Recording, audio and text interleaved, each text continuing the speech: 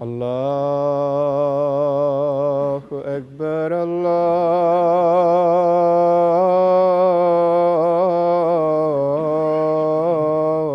الله أكبر الله أكبر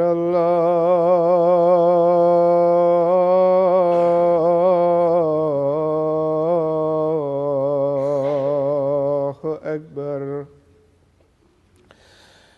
أشهد أن لا إله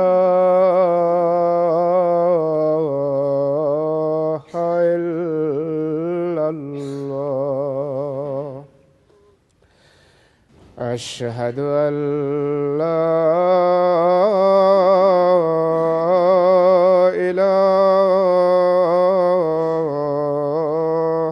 إلا الله.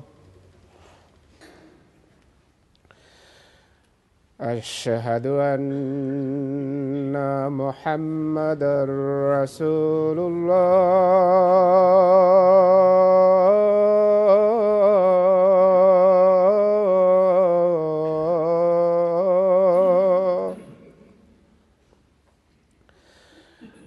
أشهد أن محمدًا رسول الله. حي على الصلاة.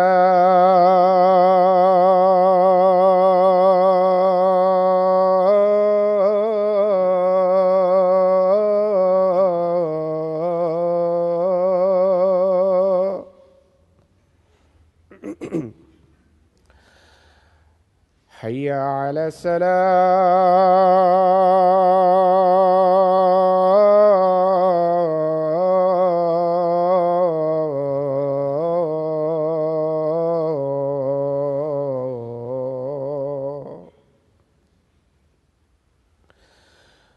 حي على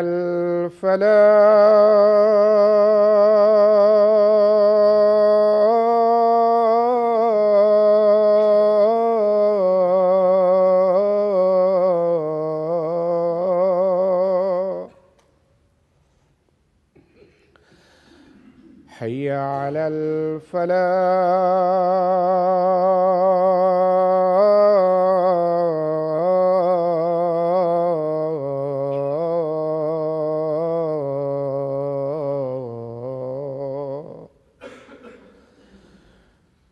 الله أكبر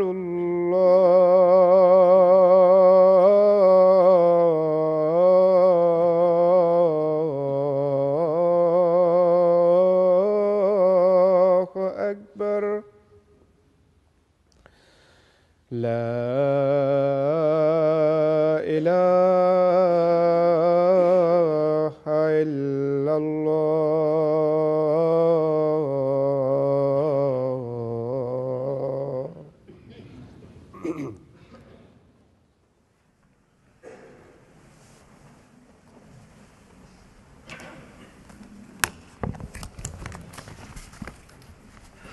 السلام عليكم ورحمة الله.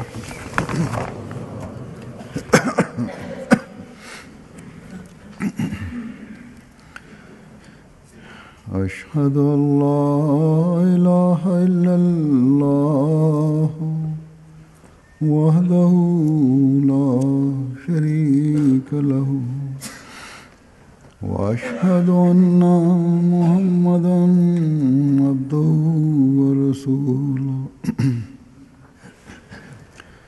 أما بعد فأعوذ بالله من الشيطان الرجيم.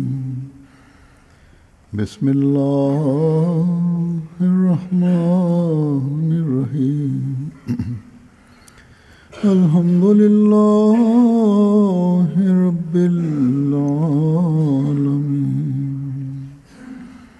الرحمن الرحيم مالك يوم الدين إياك نعبد وإياك نستعين اهدنا الصراط المستقيم صراط الذين أنعمت عليهم غير المغضوب عليهم ولا الضالين يا أيها الذين آمنوا يا أيها الذين آمنوا أطيعوا الله وأطيعوا الرسول وأولي الأمر منكم وإن تنازعتم في شيء فردوه إلى الله والرسول إن كنتم تؤمنون بالله واليوم الآخر ذلك خير وأحسن تأويلا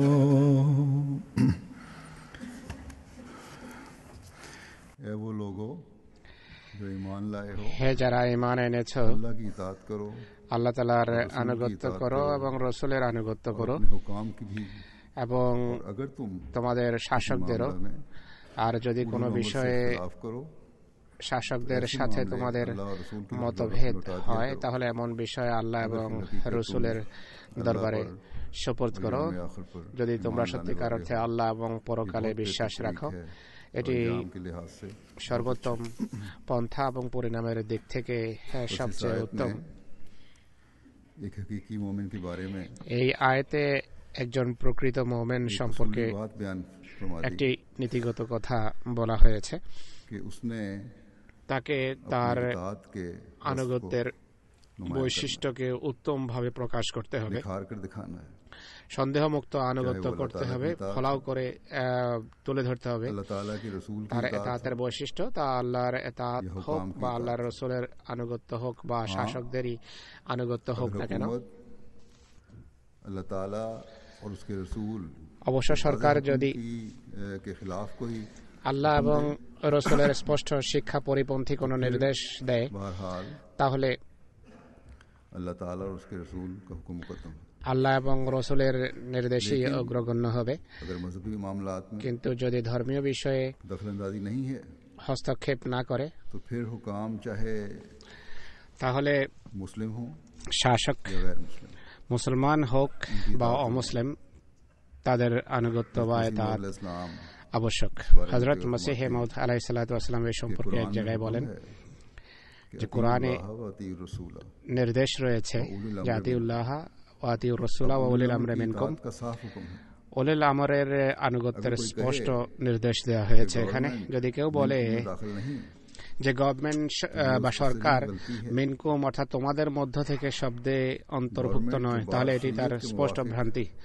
সরকার যে কথা শরীয়ত मिनकुम में दाखिल है। সম্মত বলে তা মিনকুমের অন্তর্ভুক্ত, তারা মিনকুমের অন্তর্গত। যারা আমাদের বিরোধিতা করে না তারা আমাদেরই नस के तौर पर অন্তর্ভুক্ত, আমাদেরই कुरान লোক। से साबित होता है তিনি বলেন যে কোরআনের আয়াতে कि স্পষ্ট गवर्नमेंट की इताअत करनी ইঙ্গিত चाहिए। রয়েছে यानी साफ যে तौर पर সরকারের कुरान करीम से বা बड़ा গভর্নমেন্টের वाज़ेह আনুগত্য করা উচিত। এটি স্পষ্ট কোরআন থেকে যে है। ये इशारा इस आयत में है, এই আয়াতে गवर्नमेंट की এদিকে इताअत भी करनी चाहिए। ইশারা বা ইঙ্গিত রয়েছে সরকারের আনুগত্য করা উচিত बस বা এতাআত করা উচিত।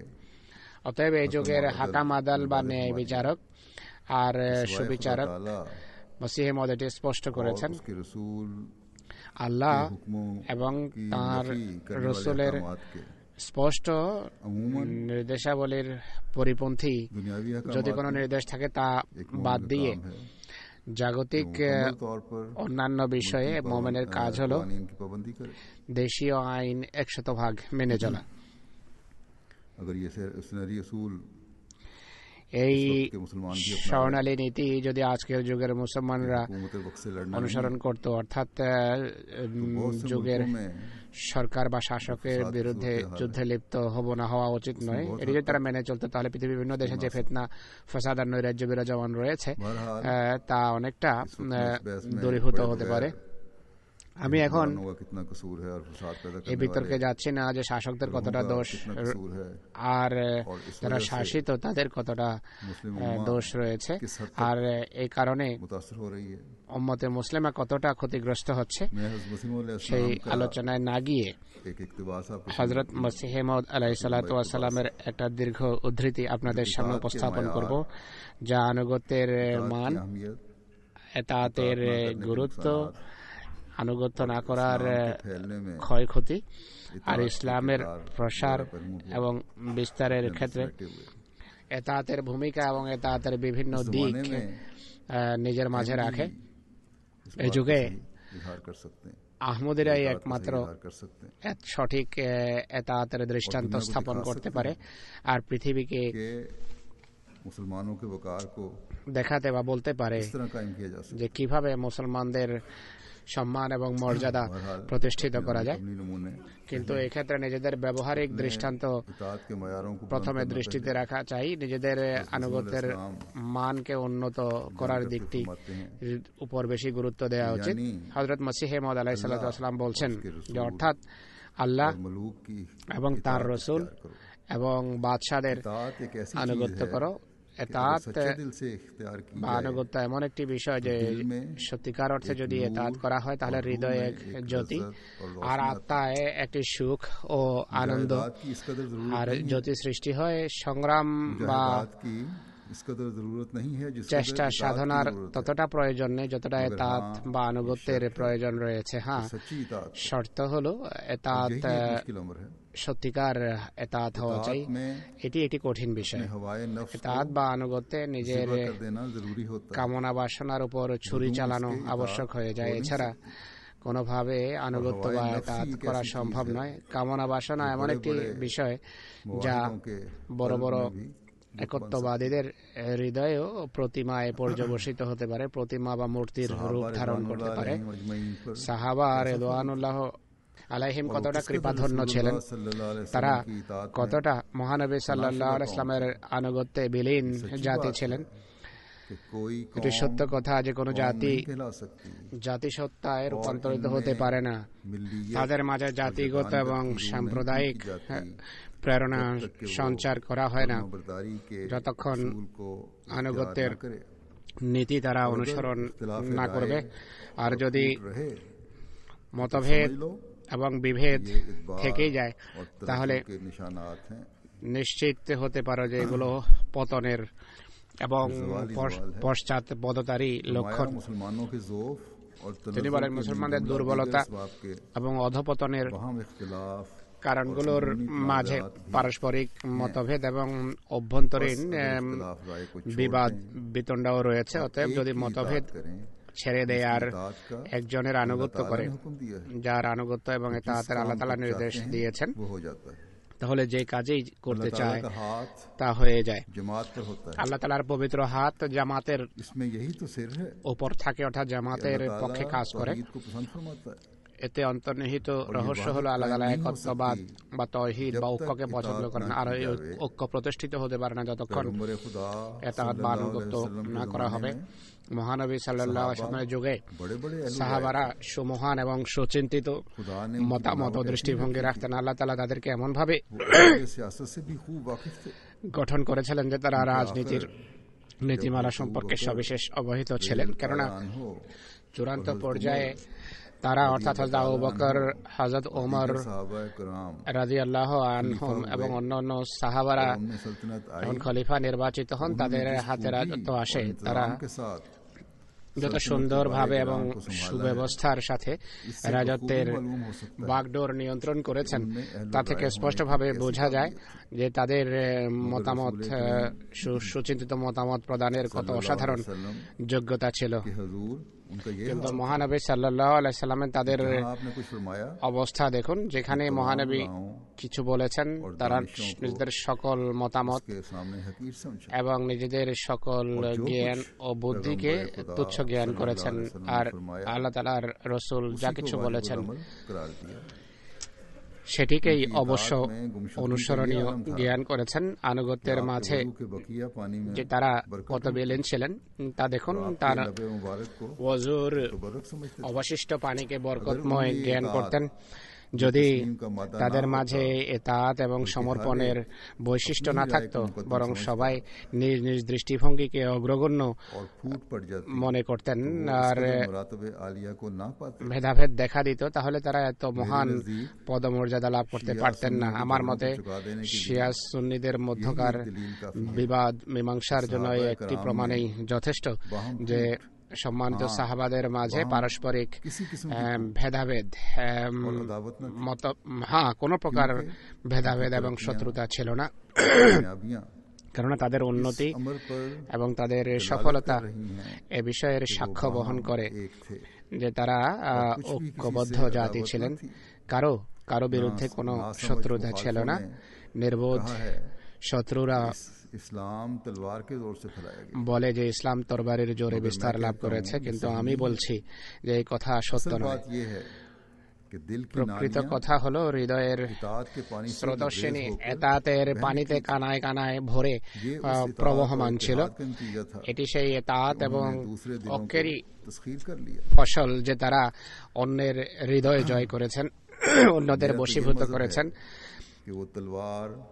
আমার মতামত হলো যে তরবারি তাদেরকে হাতে নিতে হয়েছে সেটি শুধু আত্মরক্ষামূলক ভাবে নিতে হয়েছে, নতুবা তারা তরবারি হাতে না নিলেও শুধু কথার মাধ্যমে তারা পৃথিবী জয় করতে পারতেন।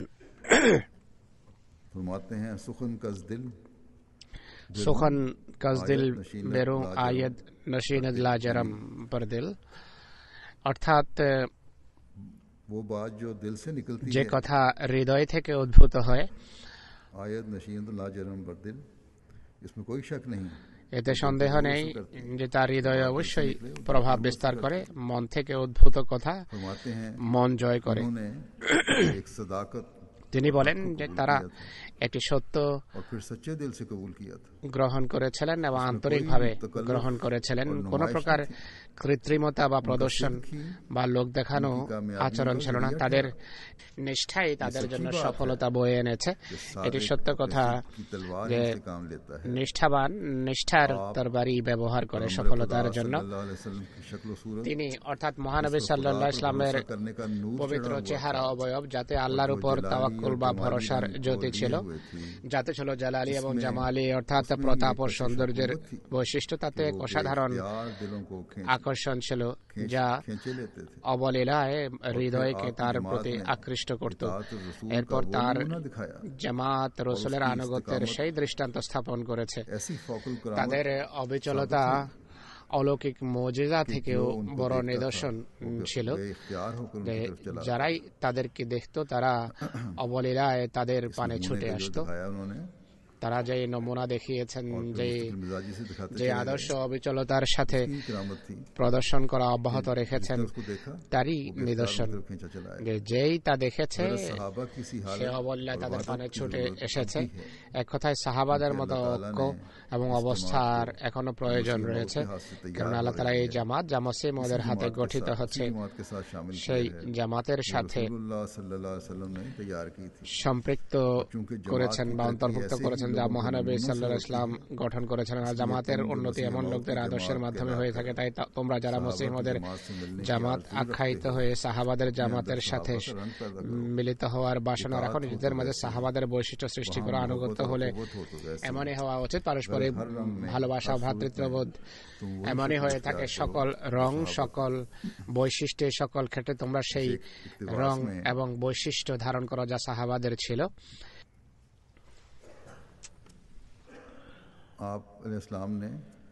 এই উদ্ধৃতিতে তিনি আলাইহিস সালাতু ওয়াস সালাম অনেক বিষয়ের পর্দা উন্মোচন করেছেন। প্রথম কথা হলো আল্লাহ তাআলার আনুগত্য করো, আল্লাহর ইতাআত করো, আল্লাহর রাসূলের আনুগত্য করো। এরপর উলিল আমর অর্থাৎ তোমাদের সরদার এবং শাসকদের আনুগত্য করো। এতে সরকারের ব্যবস্থাপনাও এসে যায় এবং জামাতের ব্যবস্থাপনাও এর অন্তর্ভুক্ত। আর খেলাফতের ইতাআত এবং আনুগত্য এই উভয়ের আনুগত্য থেকে বেশি গুরুত্ব রাখে, কেননা খেলাফত আল্লাহ এবং রসুলের নির্দেশই পৃথিবীতে প্রতিষ্ঠিত করে। জামাতের নিজাম বা ব্যবস্থাপনা খেলাফতের অধীনস্থ, আর এটি খেলাফতেরই সৌন্দর্য যে অনেক সময় জামাতের ব্যবস্থাপনাকে পরিচালনার জন্য নিযুক্ত কর্মী এবং জামাতের সদস্যদের সম্পর্কের মাঝে যদি কোনো ঝগড়া এবং বিবাদ দেখা দেয়, খলিফা নিজেই তার সমাধান করেন। এটি তার দায়িত্বাবলীর অন্তর্গত বিষয়। এখানে এটি স্পষ্ট হওয়া উচিত যে আমি যেভাবে বলেছি, খেলাফতের ইতাআত এবং আনুগত্য সরকারের আনুগত্যের চেয়ে বেশি গুরুত্ব রাখে। তো কারো এই বিষয়টি ভুল বোঝা উচিত নয়। খলিফা ওয়াক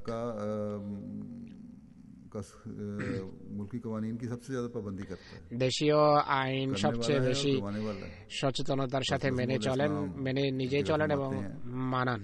হযরত মসিহ মাউদ আলাইহিস সালাতু ওয়াস সালাম এক জায়গায় বলেন যে উলুল আমর বলতে জাগতিক দৃষ্টিকোণ থেকে বাদশাকে বোঝায় এবং আধ্যাত্মিক দৃষ্টিকোণ থেকে যুগ ইমামকে বোঝায়।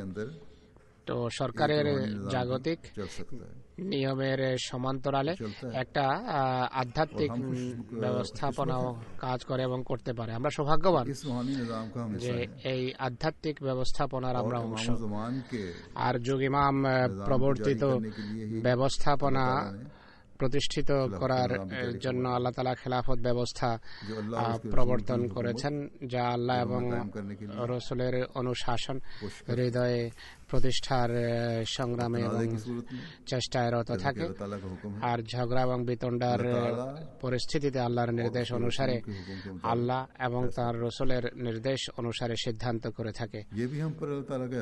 এটিও আমাদের প্রতি খোদার সুমহান অনুগ্রহ যে খেলাফত ব্যবস্থা যা আমাদের মাঝে রয়েছে, নতুবা আল্লাহ এবং রাসূলের দিকে বিষয় ফিরিয়ে নিয়ে যাওয়ার ক্ষেত্রে মুখতালিফ ফিরকা এবং ফিকাবিদদের নিজস্ব ব্যাখ্যা এবং তাফসীর রয়েছে, যা এমন যে কোনো কোনো বিষয়ের সমাধানের পরিবর্তে সমধিক জটিলতা সৃষ্টি করে এবং জটিলতার জন্ম দিতে পারে। অনুরূপভাবে সরকারের সাথে লেনদেনের ক্ষেত্রেও ভিন্ন ভিন্ন দৃষ্টিভঙ্গি বিভিন্ন সমস্যার জন্ম দিতে পারে। অতএব কোন বিষয়ের ব্যাখ্যা এবং সিদ্ধান্ত খেলাফতের অধীনস্থ থেকেই করা সম্ভব।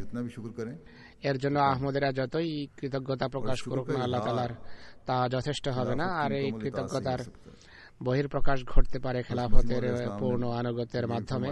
হযরত মসিহ ইসলাম এছাড়া এই কথাও বলেছেন, আর যা অত্যন্ত গুরুত্বপূর্ণ একটি কথা, যে আন্তরিকভাবে যদি আনুগত্য করা হয় তাহলে হৃদয়ে এক জ্যোতি এবং আত্মায় এক ধরনের আনন্দ, প্রশান্তি এবং আলো সৃষ্টি হয়।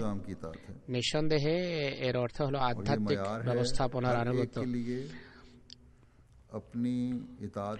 এটি প্রত্যেক ব্যক্তির নিজের ব্যক্তিগত আনুগত্যের মানকে যাচাইয়ের জন্য একটা মাপকাঠি, যে হৃদয়ে কি জ্যোতি সৃষ্টি হচ্ছে, আত্মা কি প্রশান্তি বোধ করছে, আত্মায় কি জ্যোতি সৃষ্টি হচ্ছে। প্রত্যেক ব্যক্তি যদি এটি নিয়ে ভাবে এবং চিন্তা করে, প্রণিধান করে, তাহলে নিজের ইতাআতের মান সে নিজেই যাচাই করতে পারবে যে কোন মানে কোন পর্যায়ে সে রয়েছে, সে কতটা আল্লাহর আনুগত্য করছে আর কতটা রাসূলের ইতাআত করছে আর কতটা হযরত মসিহ মাউদ আলাইহিস সালাতু ওয়াস সালামের মাধ্যমে প্রতিষ্ঠিত খেলাফত ব্যবস্থার সে আনুগত্য করছে। যদি আল্লাহ এবং রাসূলের আনুগত্যের মাধ্যমে কোনো জ্যোতি লাভ না হয়, তিনি বলেন যে সবকিছু তাহলে অর্থহীন। সরকারের আনুগত্যের ফলে শান্তি হয়তো প্রতিষ্ঠিত হবে, কিন্তু আধ্যাত্মিক জ্যোতি এবং আধ্যাত্মিক স্বাদ ও আনন্দ আধ্যাত্মিক ব্যবস্থাপনার আনুগত্যের মাধ্যমেই লাভ হতে পারে। এরপর আধ্যাত্মিক মানকে উন্নয়নের জন্য তিনি একটি কথা যা বর্ণনা করেছেন তা হল, তিনি বলেন সংগ্রাম এবং সাধনার তত প্রয়োজন নেই যতটা আনুগত্যের প্রয়োজন রয়েছে। মানুষ যতই চেষ্টা প্রচেষ্টা বা সাধনা আর সংগ্রাম করুক না কেন, যদি আনুগত্য এবং ইতাআত না করে তাহলে মানুষ আধ্যাত্মিক আনন্দ, আধ্যাত্মিক স্বাদ এবং আধ্যাত্মিক জ্যোতিও লাভ করতে পারে না এবং জীবনের শান্তিও আসতে পারে না। যারা নিজেদের নামাজ এবং ইবাদত নিয়ে অনেক গর্ব করে আর আনুগত্য থেকে বেরিয়ে যায়, ইতাআত ছেড়ে দেয়, তারা খোদার ফজল এবং কৃপা রাজির উত্তরাধিকারী হতে পারে না। এরপরে ইতাআতের সঠিক মানে উপনীত হওয়ার জন্য একটি গুরুত্বপূর্ণ কথা যা তিনি বর্ণনা করেছেন তা হল, আনুগত্যের ক্ষেত্রে আনুগত্য করতে গিয়ে কামনা বাসনার উপর ছুরি চালানো আবশ্যক। নিজের অহংকারকে পদদলিত করতে হবে, নিজের আমিত্বের গলায় ছুরি চালাতে হবে, নিজের চাওয়া পাওয়াকে আল্লাহ এবং তার রসুলের ইচ্ছার অধীনস্থ করতে হবে, তাহলেই ইতাআতের ক্ষেত্রে প্রকৃত মানে উপনীত হওয়া সম্ভব হবে। নতুবা তিনি বলেন এছাড়া আনুগত্য বা ইতাআত করা সম্ভবই নয়। তিনি বলেন বড় বড় একত্ববাদীদের হৃদয়েও প্রতিমা মাথা চারা দিতে পারে। এমন মানুষ যারা এক আল্লাহর ইবাদতকারী, যারা বলে যে আমরা এক আল্লাহকে মানি,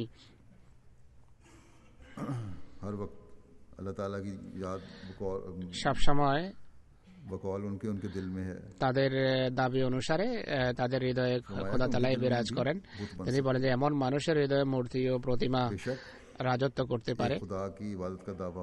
নিঃসন্দেহে এক আল্লাহর ইবাদতের দাবি থাকতে পারে, কিন্তু অহংকার ও আত্মশ্লাঘার মূর্তি এবং প্রতিমা তাদের হৃদয়ে বদ্ধমূল থাকে, যা এক পর্যায়ে গিয়ে মানুষকে সামান্য আনুগত্য থেকে বঞ্চিত রাখে। বড় বড় বিষয়ের ক্ষেত্রে আনুগত্য তো দূরের কথা। তিনি স্পষ্ট করেছেন যে সাহাবা রিদওয়ানুল্লাহ আলাইহিম প্রকৃত ইতাআত এবং আনুগত্যের পরেই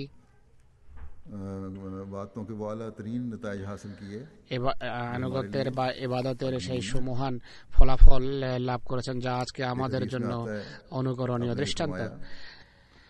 এক হাদিসে এসেছে তিনি সাল্লাল্লাহু আলাইহি ওয়াসাল্লাম ইতাআত কিভাবে করা উচিত সেই সম্পর্কে বলেন যে হাবশী কোন কৃতদাসও যদি তোমাদের আমির নিযুক্ত করা হয় তার ইতাআত এবং আনুগত্য করো। তিনি বলেন যে কিশমিশের দানার মতো মাথা ধারী ব্যক্তিও যদি আমির নিযুক্ত হয় তার আনুগত্য করো, অর্থাৎ বিবেক বুদ্ধির দিক থেকে যদি তার ত্রুটিও থাকে তবুও তার ইতাআত এবং আনুগত্য করো। হযরত মসিহ মাউদ আলাইহিস সালাতু ওয়াস সালাম জাতিগত উন্নতিকে আনুগত্যের সাথে সম্পৃক্ত করে এটি স্পষ্ট করেছেন যে কোনো জাতি আখ্যায়িত হতে পারে না এবং তাদের মাঝে জাতিগত, সম্প্রদায়গত এবং ঐক্যের প্রেরণা সৃষ্টি হতে পারে না যতক্ষণ পর্যন্ত আনুগত্যের নীতি অনুসরণ না করবে। অতএব এই নীতি অনুসরণের মাঝেই উন্নতির রহস্য নিহিত। রাসূল করিম সাল্লাল্লাহু আলাইহি ওয়াসাল্লাম এই কথাও বলেছেন যে উন্নতি জামাতবদ্ধভাবে থাকার মাঝে, যোগ ইমামের কথা শোনার মাঝে এবং আনুগত্যের মাঝেই নিহিত, এছাড়া উন্নতি লাভ করা সম্ভব নয়।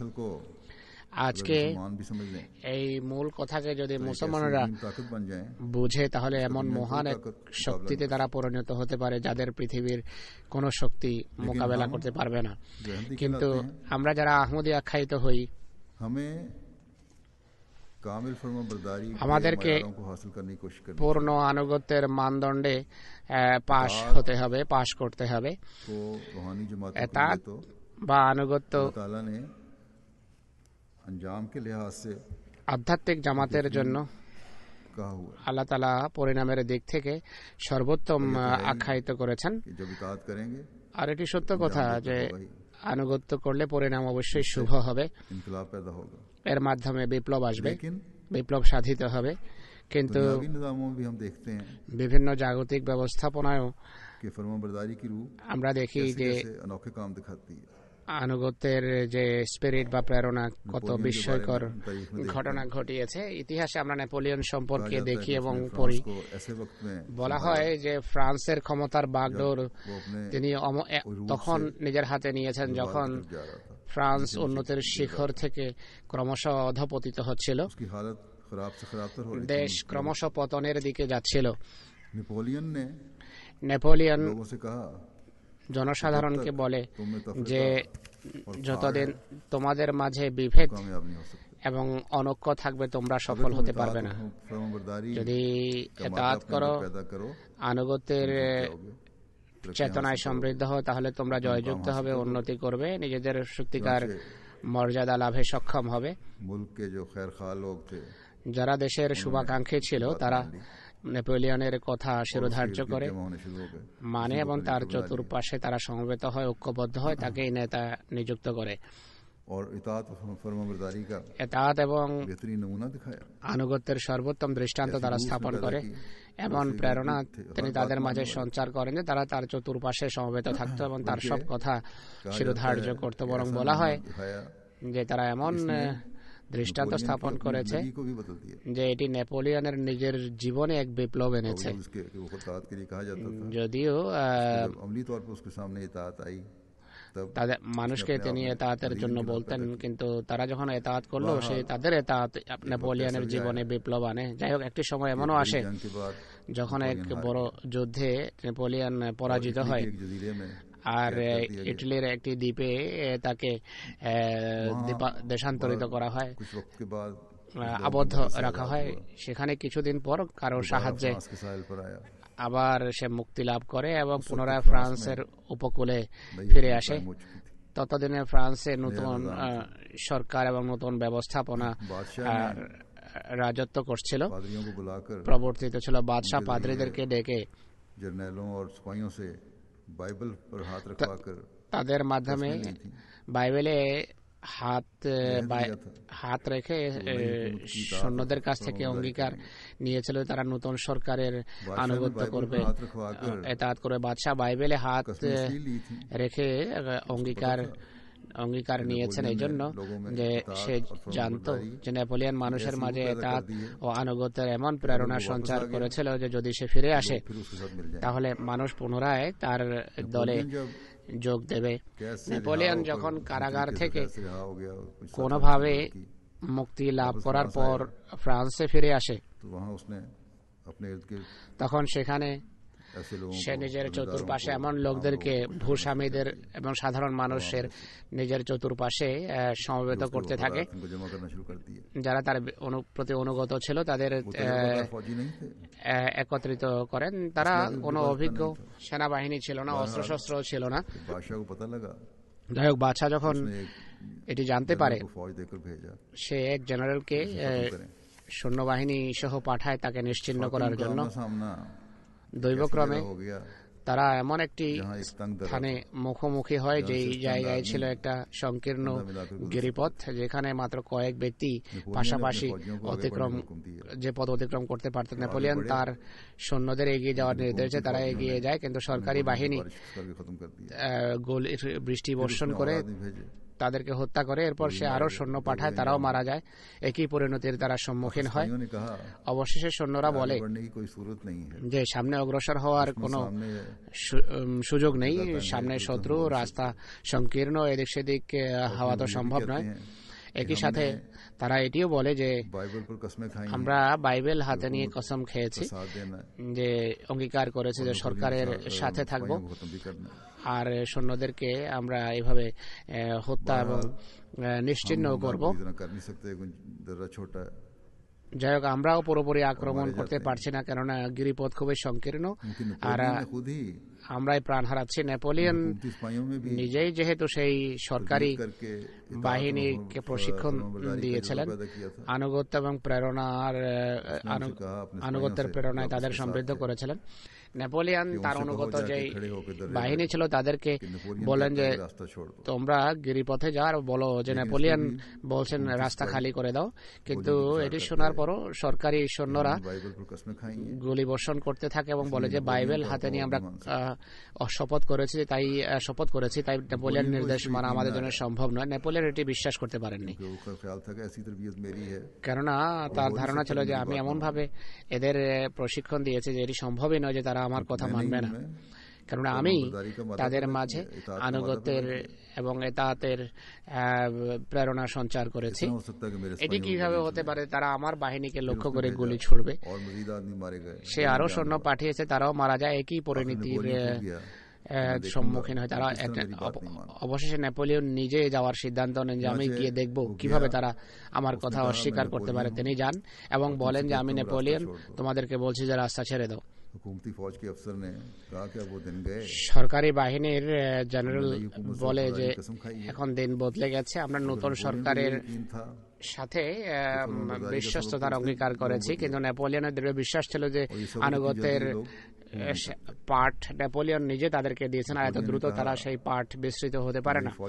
নেপোলিয়ন বলেন যে আমার সৈন্যদেরকে অবশ্যই এগিয়ে যেতে হবে, যদি আমার শেখানো পাঠ তোমরা ভুলে যাও।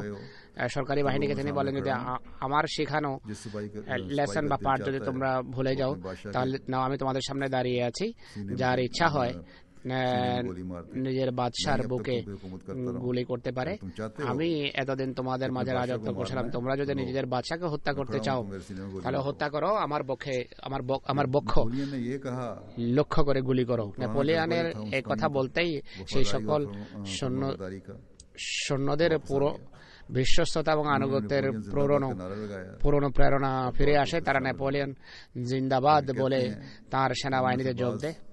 আর এটিও বলা হয় যে তাদের মাঝে অনেকেই শিশুর মতো অঝরে কাঁদছিল। এই সংবাদ যখন সরকারি বাহিনীর জেনারেলের কর্ণগোচর হয়, সে পিছনে ছিল সৈন্যদের সাথে, সে এগিয়ে আসে আক্রমণের জন্য, কিন্তু তার কানে যখন নেপোলিয়নের কথা পৌঁছে যে তোমাদের বাদশা নেপোলিয়ন তোমাদের ডাকছেন, তখন সেই বাহিনী এবং জেনারেল পরের যে অঙ্গীকার ছিল সরকারের সাথে সেটি তারা বিস্তৃত হয়, আর আনুগত্যের প্রথম যে অঙ্গীকার ছিল তার উপর তারা ফিরে আসে, প্রতিষ্ঠিত হয়। তো এই ছিল নেপোলিয়নের প্রচেষ্টা। ফ্রান্সের ভয়াবহ অনৈক্যের মাঝে তিনি আনুগত্যের সুগভীর প্রেরণা সঞ্চার করেছেন। হযরত মুসলিহ মাউদ রাদিয়াল্লাহু আনহু এক জায়গায় এই দৃষ্টান্ত উপস্থাপন করে বলেন যে নেপোলিয়ন বা তার মতো অন্যান্য নেতৃবৃন্দের পিছনে সেই ঐশী সমর্থন ছিল না যা সত্য ধর্মের পিছনে থেকে থাকে, কিন্তু তা সত্ত্বেও তারা বিপ্লব আনয়ন করেছে। কিন্তু বয়াতকারীদের পরিস্থিতি সম্পূর্ণ ভিন্ন হয়ে থাকে।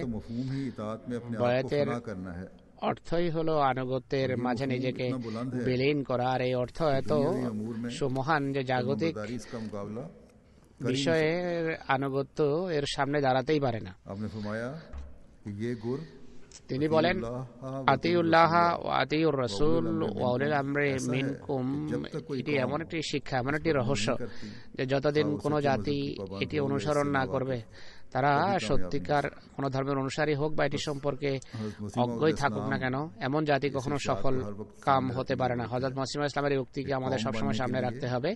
জাতিসত্তায় পরিণত হতে হলে ঐক্য এবং আনুগত্য একান্ত আবশ্যক।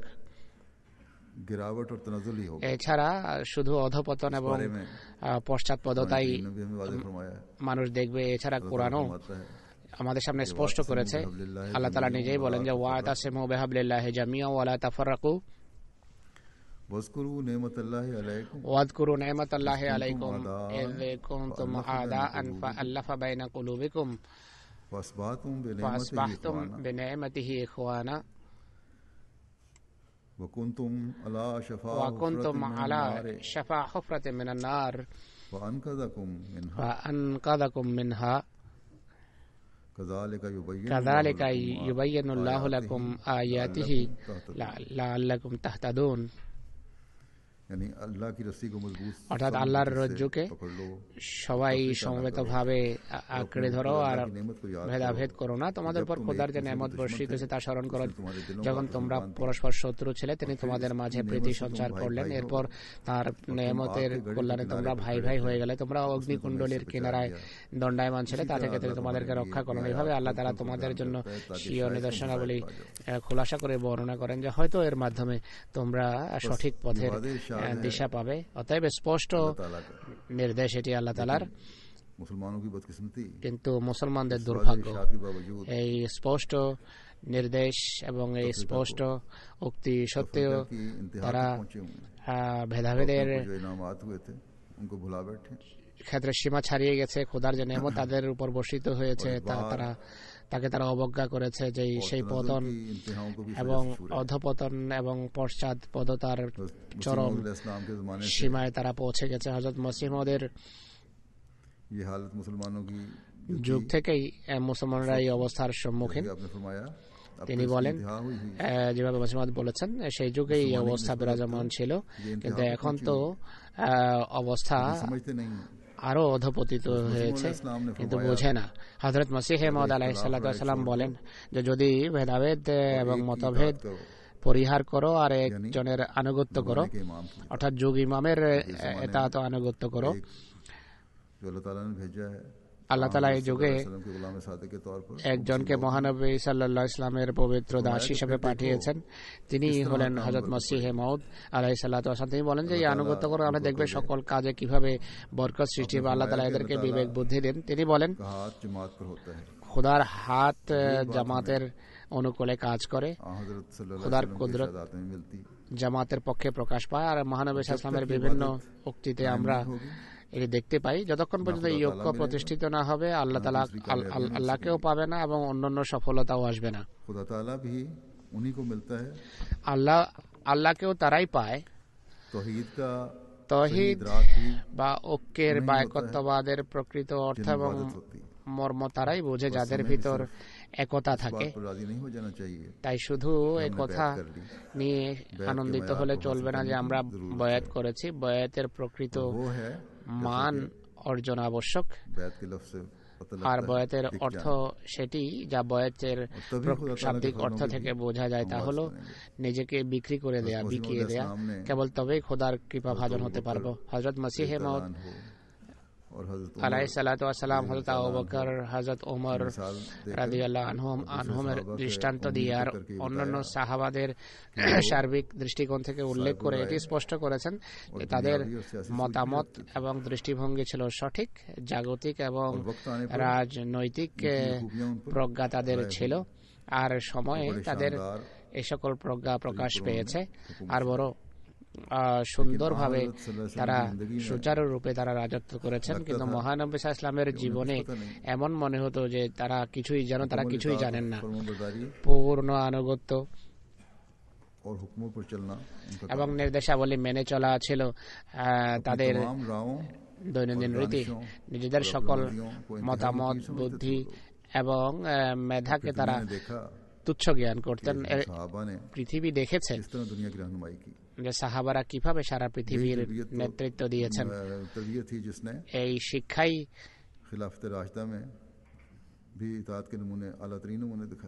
ছিল যার ফলে খেলাফতের রাশেদার যুগে আনুগত্যের সুমহান দৃষ্টান্ত প্রতিষ্ঠিত হয়েছে। ইতিহাসে একটা ঘটনা আমরা দেখতে পাই। হযরত আবু ওবায়দা রাদিয়াল্লাহু আনহুর বুদ্ধি, মেধা, স্বার্থহীনতা এবং জাতিগত স্বার্থকে অগ্রগণ্য করার দৃষ্টান্ত এটি। হযরত আবু ওবায়দা যুদ্ধকালে হযরত ওমরের পত্র পেয়েছেন, যাতে হযরত ওমর রাদিয়াল্লাহু আনহু, হযরত ওমরের পত্র এসেছে, হযরত আবু বকর রাদিয়াল্লাহু আনহুর ইন্তেকালের কথা তাতে উল্লেখ করা হয়েছে। হযরত ওমর হযরত খালিদ বিন ওয়ালিদকে অপসারণ করে হযরত আবু ওবায়দাকে সেনাবাহিনীর আমির নিযুক্ত করেন। হযরত আবু ওবায়দা হযরত খালিদকে বৃহত্তর জাতিগত স্বার্থের নিরিখে ততক্ষণ তাকে এটি অবহিত করেন যতক্ষণ পর্যন্ত দামেশকবাসীদের সাথে চুক্তি হয়নি। আর চুক্তিপত্রে দামেস্কবাসীদের সাথে শান্তির চুক্তিপত্রে দস্তখত করিয়েছেন খালিদ বিন ওয়ালিদের হাতে। হযরত খালিদ বিন ওয়ালিদ পরে এটি জানতে পেরেছেন যে আমাকে তো অপসারণ করা হয়েছিল আর তাকে সেনাপতি নিযুক্ত করা হয়েছে। তিনি এরপর অভিযোগ করেন হযরত খালিদ বিন ওয়ালিদ, কিন্তু হযরত আবু উবাইদা সেটিকে অবজ্ঞা করেন এবং খালিদ বিন ওয়ালিদের কার্যক্রমের ভূয়সী প্রশংসা করেন। ইসলামী মুসলমান জেনারেল হযরত খালিদ বিন ওয়ালিদ তখন খেলাফতের আনুগত্যের সুমহান দৃষ্টান্ত স্থাপন করে বলেন যে হে মানব মণ্ডলী, এই উম্মতের আমিন তোমাদের সেনাপতি নিযুক্ত হয়েছেন। হযরত আবু উবাইদাকে মহানবী সাল্লাল্লাহু আলাইহি ওয়াসাল্লাম আমিন উপাধি দিয়েছিলেন। হযরত আবু উবাইদা রাদিয়াল্লাহু আনহু প্রত্যুত্তরে বলেন যে আমি মহানবী সাল্লাল্লাহু আলাইহি ওয়াসাল্লামকে কথা বলতে শুনেছি যে খালিদ আল্লাহর একটি তরবারি আর গোত্রের সর্বোত্তম যুবক। তো এ ছিল সানন্দে যুগ খলিফার সিদ্ধান্তকে শিরোধার্য করা। আজও অনেক সময় এমন ঘটনা ঘটে, সচরাচর দেখা যায় না। আল্লাহ তাআলার ফজলে জামাতের ভিতরে এতাতের সুগভীর প্রেরণা রয়েছে, কিন্তু কিছু লোক এমনও আছে তাদেরকে যখন কোনো পদ থেকে অপসারণ করা হয় তারা প্রশ্ন করে কেন অপসারণ করানো হলো, কি কারণে সরানো হয়েছে, কি ত্রুটি ছিল আমাদের। ইতিহাস যে দৃষ্টান্ত আমাদের সামনে তুলে ধরে এটি যদি সামনে রাখা হয় তাহলে কখনো এই ধরনের প্রশ্ন মাথায় দানা বাঁধতে পারে না বা এমন প্রশ্ন ওঠার কথা নয়। যাই হোক, আমাদের স্মরণ রাখতে হবে যে আজও একই কোরআন আমাদের হাতে রয়েছে, যাতে আল্লাহ তাআলার নির্দেশাবলী রয়েছে। একই রসুলের আমরা অনুসরণ করি যিনি আমাদের পথের দিশা দিয়েছেন। হাদিসের গ্রন্থে সেই পথের দিশা আমরা দেখতেও পাই, কিন্তু মুসলমানদের অবস্থা দেখুন। হয়তো তারা পরস্পরের বিরুদ্ধে নৈরাজ্যে লিপ্ত বা পৃথিবীর সামনে তারা হস্ত প্রসারিত করে রেখেছে, হাত পাচ্ছে। হযরত মসিহ মাউদ আলাইহিস সালাতু ওয়াস সালাম বলেন আজকে এই যে বিভেদ রয়েছে, শিয়া সুন্নির যে ঝগড়া বিবাদ রয়েছে, বরং এখন তো আরো বহু দলে উপদলেরা টুকরো টুকরো হয়েছে। এটি আনুগত্য ছেড়ে দেওয়ার কারণে, তাত না করার কারণে হচ্ছে এই পতন। আজকে যদি এরা ঐক্যবদ্ধ হয় তাহলে বিরোধীদের এই আপত্তিও বাতাসে উবে যাবে যে ইসলাম তরবারের মাধ্যমে বিস্তার লাভ করেছে। সাহাবাদের ঐক্য এবং আনুগত্য এমন ছিল যে এটি মানুষের হৃদয়ে জয় করেছে। তাই এই ঐক্যের আজ প্রয়োজন রয়েছে। আর বিশেষ করে হযরত মসিহ মাউদ আলাইহিস সালাতু ওয়াস সালাম তার জামাতের মনোযোগ এদিকে আকর্ষণ করেছেন যে মসিহ মাউদের জামাতকে, অর্থাৎ তোমাদের মাঝে সাহাবাদের বৈশিষ্ট্য সৃষ্টি হওয়া চাই, সাহাবাদের রঙে রঙিন হওয়া আবশ্যক, যেন তোমাদের সত্যতার তরবারি শত্রুকে খণ্ড বিখণ্ড করে। আর এটি তখনই সম্ভব হবে যখন পূর্ণ আনুগত্য অনুবর্তিতার চেতনা আমাদের সবার মাঝে সৃষ্টি হবে। সবাই যদি নিজের মাঝে এই বৈশিষ্ট্য সৃষ্টির চেষ্টা করে তাহলে সম্ভব হবে।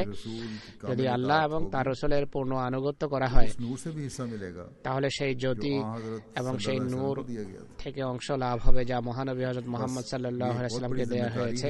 তো এটি অনেক বড় একটি দায়িত্ব এক আহমদীর, অর্থাৎ হযরত মসিহ মাউদ আলাইহিস সালাতু ওয়াস সালামের হাতে বয়াত করার পর আতিউল্লাহ ওয়া আতিউর রাসূল ওয়া উলিল আমরি মিনকুম এর এমন দৃষ্টান্ত স্থাপন করুন যা পৃথিবীর মনোযোগ নিজেদের প্রতি আকৃষ্ট করবে। এই অস্ত্রের মাধ্যমে আমরা পৃথিবীর মন জয় করতে পারবো, আর এর মাধ্যমেই পৃথিবীকে আল্লাহ এবং রাসূলের পবিত্র চরণে উপস্থিত করতে পারবো। এর শক্তিতে বলিয়ান হয়ে পৃথিবীকে পথের দিশা দিতে পারবো, পৃথিবীর ফিতনা ফাসাদ এবং নৈরাজ্যের অবসান ঘটাতে পারবো। যেমন আমি যেভাবে বলেছি, আমাদের কাছে কোরআনের আকারে খোদা তাআলার আদেশ নিষেধ রয়েছে যা আমাদের জন্য অনুসরণীয়, অনুকরণীয় এবং আমাদের কাছে মহানবী সাল্লাল্লাহু আলাইহি ওয়াসাল্লামের উত্তম আদর্শ রয়েছে, অনুসরণীয় আদর্শ রয়েছে, যার আনুগত্য করা, যার ইতাআত করা আমাদের জন্য আবশ্যক করা হয়েছে। আমাদের মাঝে উলিল আমরের আধ্যাত্মিক ব্যবস্থাপনাও রয়েছে যা আল্লাহ এবং রসুলের নির্দেশের প্রতি সবসময় মনোযোগ আকর্ষণ করে থাকে আমাদের। তাই আমাদের মাঝে এবং অন্যদের মাঝে একটা স্পষ্ট পার্থক্য সৃষ্টি করতে না পারার কোনো কারণ নেই। আল্লাহ তাআলা আমাদের সবাইকে সেই সুযোগ এবং তৌফিক দান করুন, সেই সামর্থ্য দিন। আর হযরত মসিহ মউদ আলাইহিস সালাতু ওয়াস সালামের আমাদের কাছে যে প্রত্যাশা রয়েছে সেই প্রত্যাশা যেন পূর্ণ হয়। আল্লাহ তাআলা আমাদের তৌফিক দিন।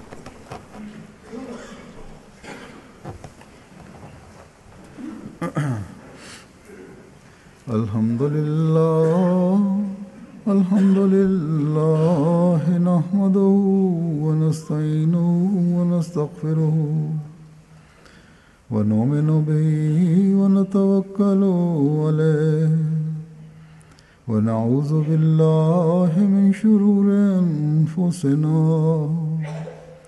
ওয়া মিন সাইয়্যাতি আ'মালিনা।